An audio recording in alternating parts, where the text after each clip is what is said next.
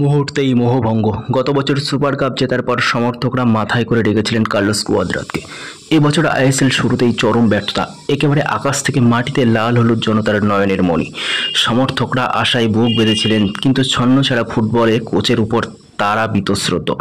AFC champions league 2 এর play of Durand কাপের quarter final আইএসএলের প্রথম 2 ম্যাচ ধরে টানা 4 ম্যাচ হেরে প্রশ্নের মুখে কার্লোস কুয়াদ্রাতের কোচিং স্টাইল। লাল হলুদের স্প্যানিশ কোচের স্ট্র্যাটেজি নিয়েও বিস্তারিত সমালোচনা হচ্ছে। ইস্টবেঙ্গল কর্তারাও কুয়াদ্রাতের কোচিংয়ে একেবারেই খুশি নন। এবছর ঢেলে দল সাজিয়েছেন ম্যানেজমেন্ট, কিন্তু বিনিয়োগকারী সংস্থার কর্তারাও দলের পারফরমেন্সে বেশ অখুশি। লিগ টেবিলের 12 নম্বরে ইস্টবেঙ্গল, যদিও লিগের সবে শুরু হয়েছে। শুক্রবার গোয়ার বিরুদ্ধে হোম ম্যাচ, এই ম্যাচে রেজাল্ট আশানুরূপ না হলে বড় পদক্ষেপ নিতে পারেন ম্যানেজমেন্ট।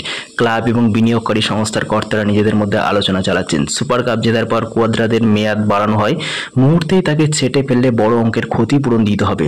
কিন্তু দলের ফিটনেস প্রশ্নের মুখে। অনেক আগেই প্রি সিজন শুরু করলেও 60 মিনিটের পর দল কার্যত দাঁড়িয়ে যাচ্ছে। স্ট্রেংথ এবং কন্ডিশনিং কোচ কার্লোস জিমেনেজ সানচেজকে ছেটে ফেলার কথা ভাবছে বোর্ড। এরই মধ্যে ময়দানে ভাসছে এএফসি প্রো লাইসেন্স প্রাপ্ত কোচ সঞ্জয় সেনের নাম। সম্ভাবনা অত্যন্ত ক্ষীণ হলেও একেবারে উড়িয়ে দেওয়া যাচ্ছে না। সূত্রের খবর, দলের পারফরমেন্সে আশাহত হয়ে ইস্টবেঙ্গল সমর্থকরা রাজ্যের এক প্রভাবশালী, নিজে ক্লাব কর্তাদের কাছে ঘনিষ্ঠ এই কোচের নাম প্রস্তাব করেছেন।